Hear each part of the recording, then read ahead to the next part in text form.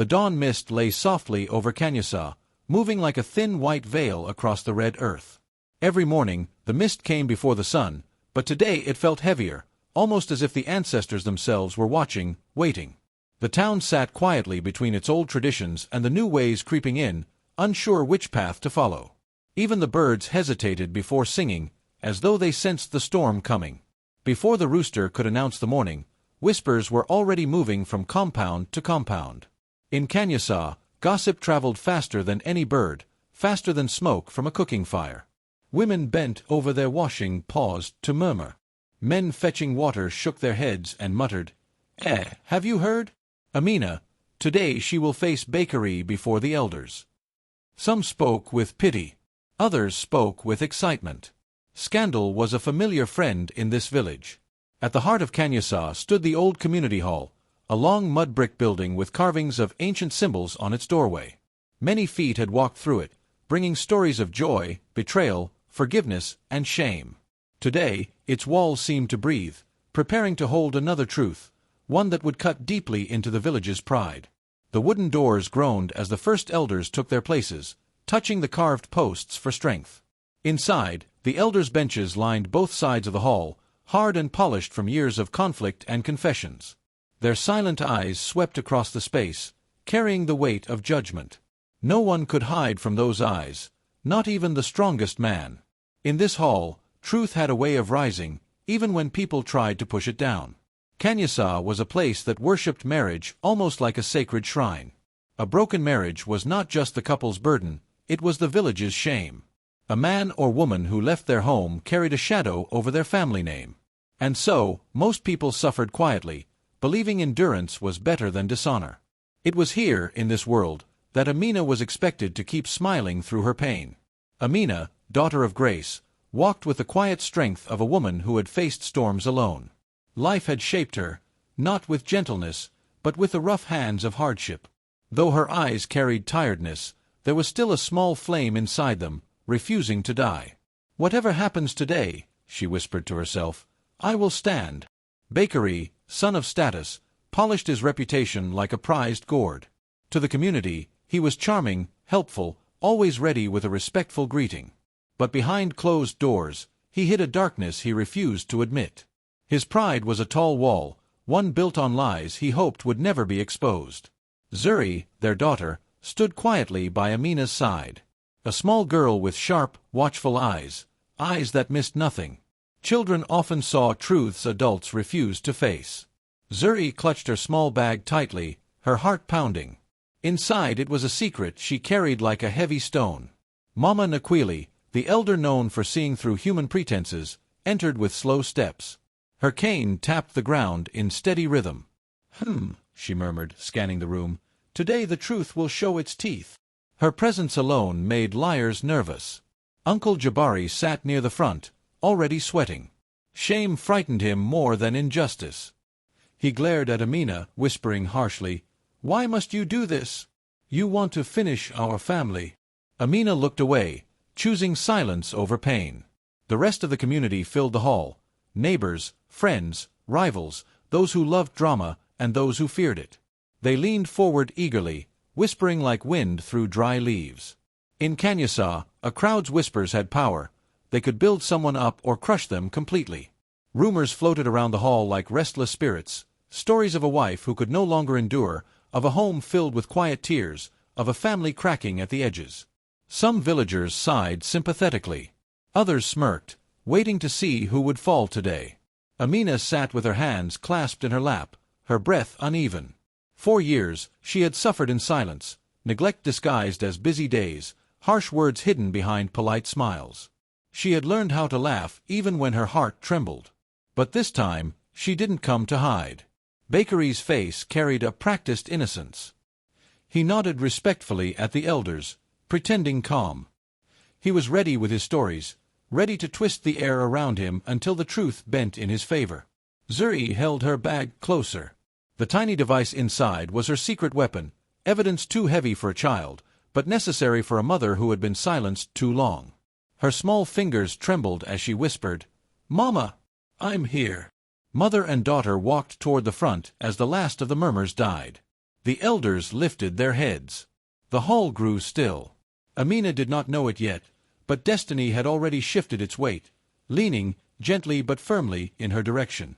In Kanyasa, tradition walked with a loud voice. It stood tall like the old baobab tree, watching every decision people made. When truth tried to rise, tradition often pushed it back down, whispering, "This is how things have always been." Many people obeyed those whispers, even when their hearts felt heavy. The struggle between what was right and what was expected lived in every household, including Amina's. Villagers carried faces like carved wooden masks, smooth on the outside, cracked underneath. They smiled wide during festivals, greeted each other warmly at the market, but behind those masks hid secrets, silent fears, and stories they hoped no one would ever hear. In many homes, things were not what they seemed, and Amina knew this better than most. At night, when the world was quiet, Amina's tears were her only companions. She cried into her pillow so Zuri wouldn't wake. She whispered prayers into the darkness, hoping the ancestors would hear. But morning always came with the same pain, and she wiped her face before anyone could see. A mother's tears were often unnoticed, even in a house full of people. But children, children in African tales always see more than adults expect. Zuri watched from corners, from shadows, from behind door frames. She noticed every shift in her mother's voice, every fake smile, every heavy sigh. Wisdom had chosen her early, though she never asked for it. Night after night, Amina suffered in silence. When the lamps burned low and the cold crept into the room, she lay still, letting tears slip across her cheeks. She didn't want to disturb the peace of the night, even though her heart was far from peaceful. "One day," she whispered to herself, "this pain will end." But the words felt weak, like a leaf blowing in harmattan wind. In public, Bakery shone like the morning sun. He laughed loudly, shook hands with elders, helped women carry firewood during village events, and made sure people saw his kindness. At home, he was a colder man, silent, distant, stiff like a stone hidden in the shade. Amina felt the change each time he walked through the door. When the world wasn't watching, Bakery's tongue became sharp. His voice cut deeper than any knife. "Look at you," he would sneer. "Can't you do anything right?" Each word was thrown like a stone against her spirit. Amina stopped arguing long ago. Her silence became her shield. And still, she stayed. Culture told her a wife must endure. "Marriage is a calabash," her aunt once told her. "You don't throw it away because of a crack." But some cracks spread until the whole calabash falls apart. Amina wasn't allowed to say that out loud. She only hummed to herself to keep her heart from breaking completely. The people of Kanyasa added to her burden. They told her to be patient, to be understanding, to keep her home together. "A woman doesn't walk away," they said. "She ties her pain in a cloth and carries it quietly." Their words built a prison around her, one she didn't know how to escape. As the seasons changed, Amina's heart changed too. It grew heavier, sinking slowly like a stone thrown into a deep well. Her spirit, once bright like morning light, began to fade. She moved through her days like a flower forgotten in the sun, wilted, thirsty, and unseen. Even Zuri noticed. She would touch her mother's hand and whisper, "Mama, don't leave me alone inside your sadness." Those words cut through Amina's heart like lightning. But Bakery had his own secrets. When he left Kanyasa for business trips, he walked into the city's shadows, places where his true desires hid. He enjoyed the thrill of being unseen, the freedom of living as a different man. In those moments, he forgot the responsibilities that waited for him back home. There was a young woman there, a beauty who loved the smell of his money more than the sound of his voice. She believed every lie he told her. "My wife doesn't understand me," he would say, pretending to be a wounded man seeking comfort. She stroked his ego the way a child strokes a cat, carelessly, without knowing the animal could bite. To keep his double life hidden, Bakery spun lies like a fisherman casting nets. The more lies he made, the more tangled he became, but he didn't stop. He used charm like a blade, cutting away suspicion before it reached him. Household money vanished. Amina struggled to buy food, repair Zuri's school uniform, or pay for medicine when she fell sick. But Bakery always had new shirts, polished shoes, and perfumes she had never smelled before. When she asked, he snapped, "You are careless with money." Learn to manage the home.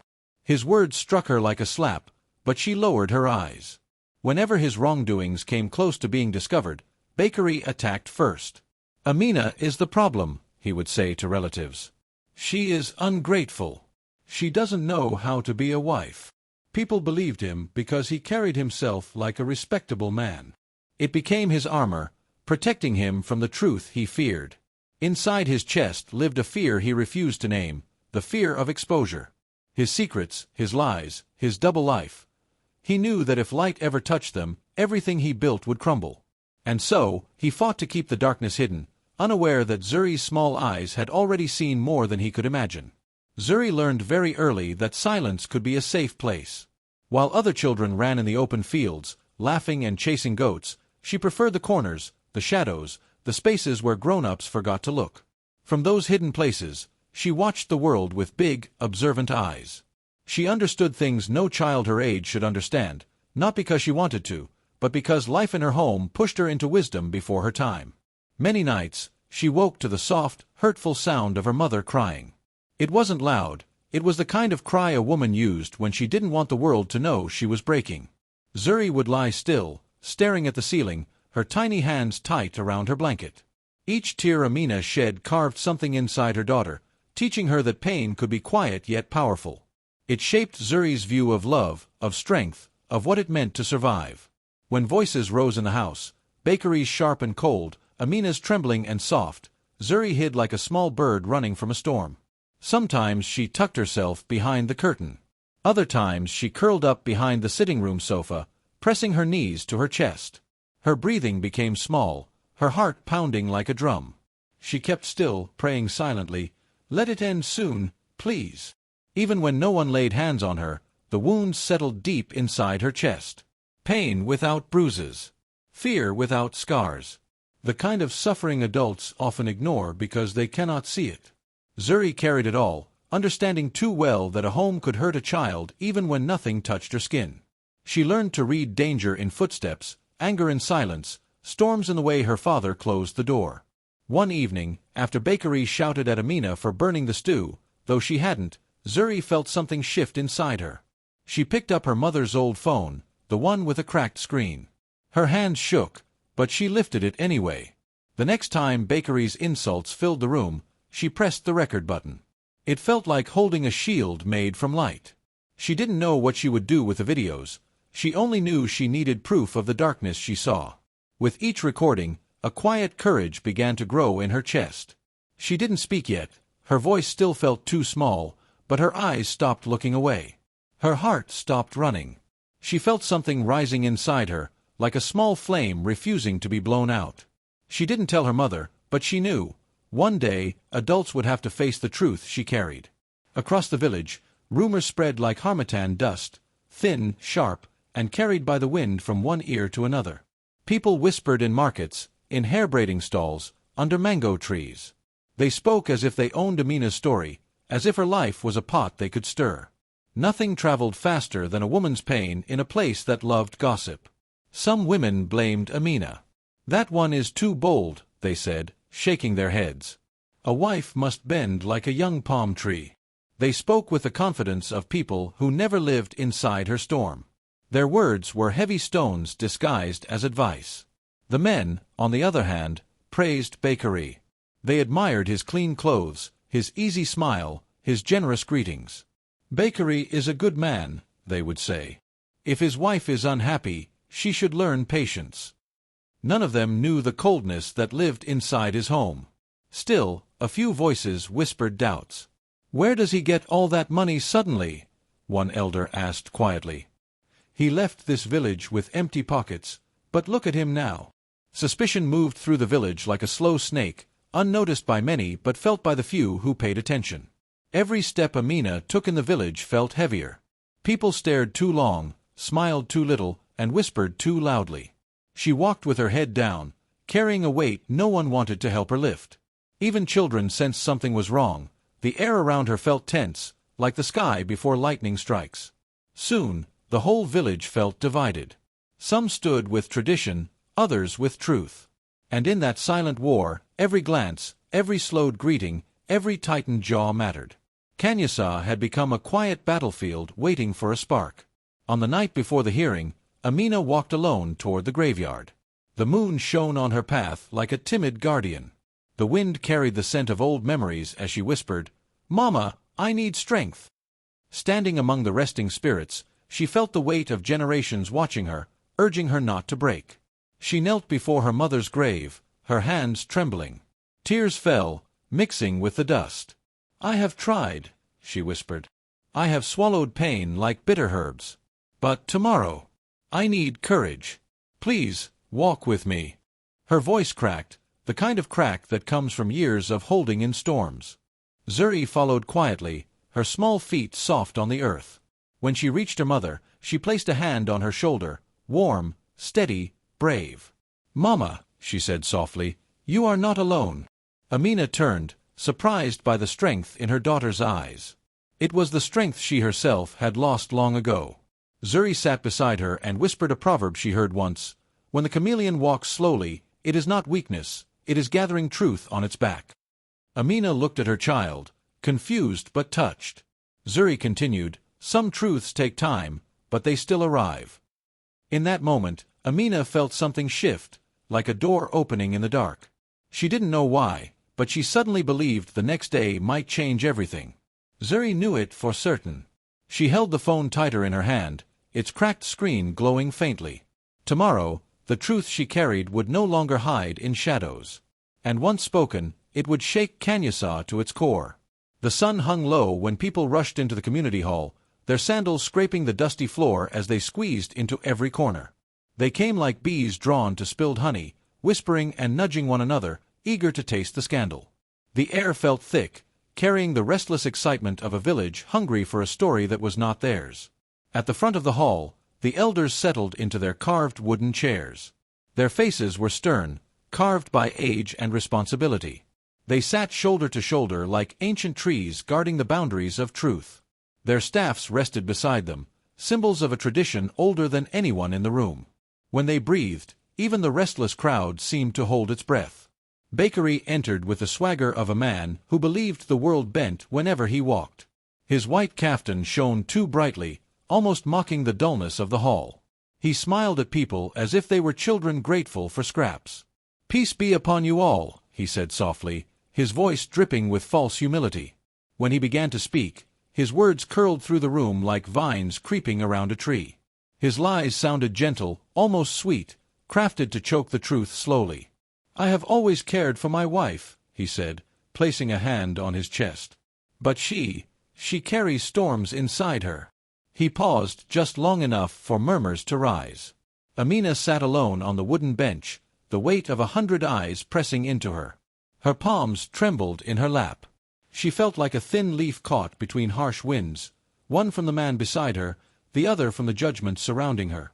Her heart thudded painfully in her chest. Bakery's words struck her like stones flung by unseen hands. Each lie cut into her chest, making her breath shallow and uneven. She tried to swallow her pain, but her throat tightened. "This is not true," she whispered, though her voice barely carried past her own knees. Years of silent suffering pushed against her ribs. Her voice cracked as tears welled up.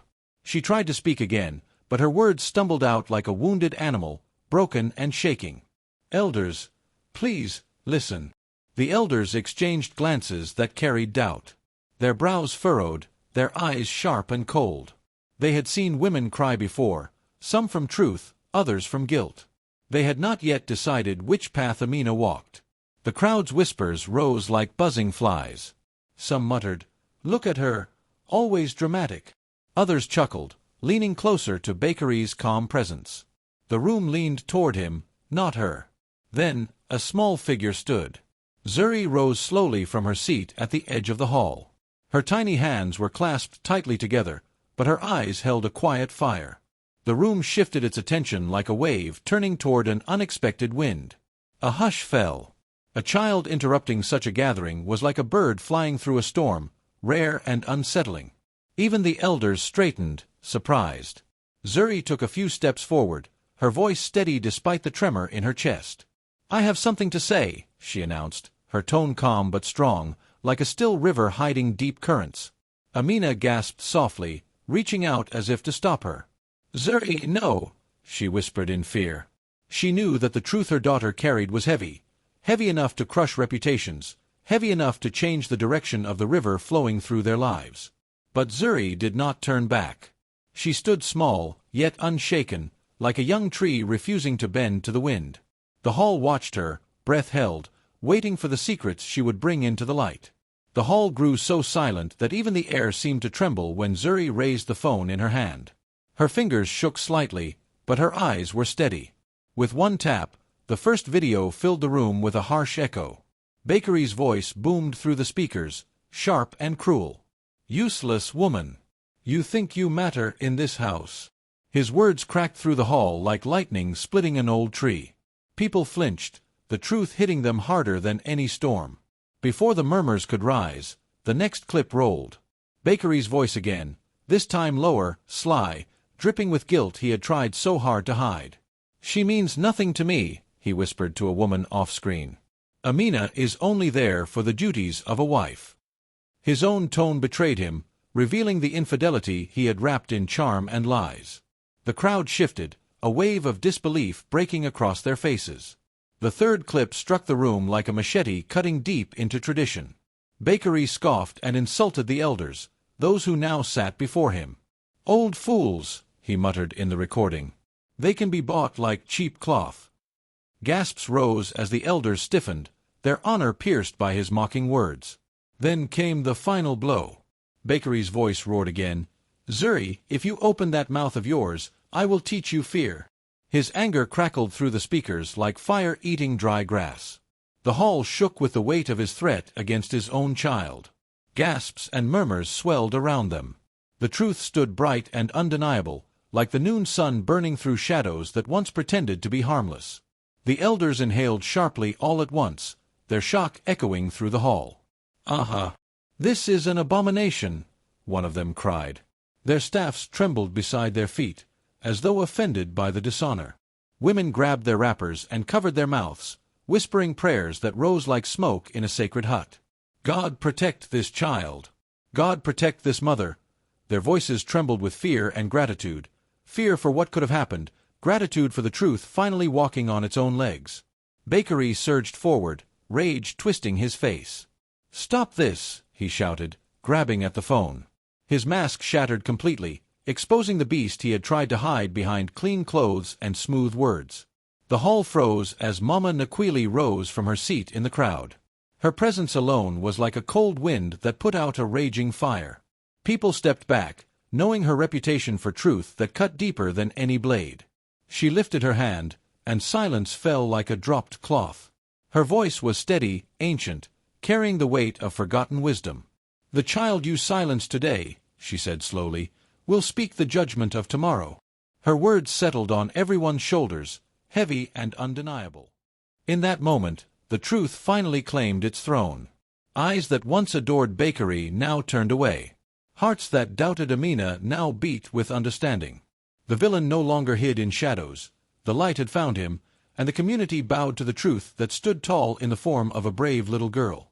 The elders rose together, their wooden staffs tapping softly against the floor. The room fell into a reverent silence, as if even the walls knew tradition was about to speak. Their eyes, sharp as hawks and deep with years of wisdom, scanned the hall, carrying the weight of justice older than the tallest tree in Kanyasa. "The time has come," Mama Naquili's voice rang, steady and commanding, "for truth to claim its place, and for the guilty to bear the weight of their deeds." Heads nodded, the air thick with anticipation. Amina's chest heaved as the words settled over her. The elder's verdict was clear. She was granted the divorce, and custody of Zuri was placed firmly in her hands. Relief washed over her like the first rain after a long dry season. "Thank you," she whispered, her voice trembling with newfound freedom. Bakery's face went pale. His smile, once smooth and untouchable, cracked like a calabash split in two. He opened his mouth, but no words came to cover the shame exposed for all to see. "You will restore what you took in secret," Mama Naquili said firmly, her eyes boring into him. "The debts of deceit must be repaid." The hall murmured approval, a chorus of acknowledgement that even wealth and status cannot shield wrongdoing. Outside, Villagers watched with wide eyes. They had learned a lesson engraved deeper than any tale: respect may be commanded, but honor must be earned. Amina stepped into the sunlight, feeling her dignity restored. She and Zuri moved into a small rented home, humble yet peaceful, where laughter began to echo through the walls once more. Mother and daughter held each other tightly, hearts stitched together by trials endured. Slowly, Amina found her voice again, speaking her dreams aloud and reclaiming the life that had long been silenced. The village whispered of Zuri's courage. Her recorded truths had become a symbol, a reminder that even the smallest among them could shine light on shadows. Elders praised her wisdom, and the people learned the power of seeing beyond appearances. Zuri became a beacon, a child whose truth reminded everyone that eyes, no matter how young, can see what hearts often ignore. Truth waits patiently, like water trapped beneath dry earth, always finding its way. A home built on lies cannot stand. Even a whisper, soft and gentle, can tear it apart. A mother's silent tears, endured in quiet suffering, guide justice through the ages. African tales never forget the pain that shapes their heroes. As the sun dipped low, Amina and Zuri walked into the golden evening, the warm light painting their path. Dust swirled at their feet, like ancestors sweeping away old sorrows, clearing the road for new beginnings. Hope rose quietly with the wind, carrying the promise that tomorrow belonged to those who dared to stand for truth.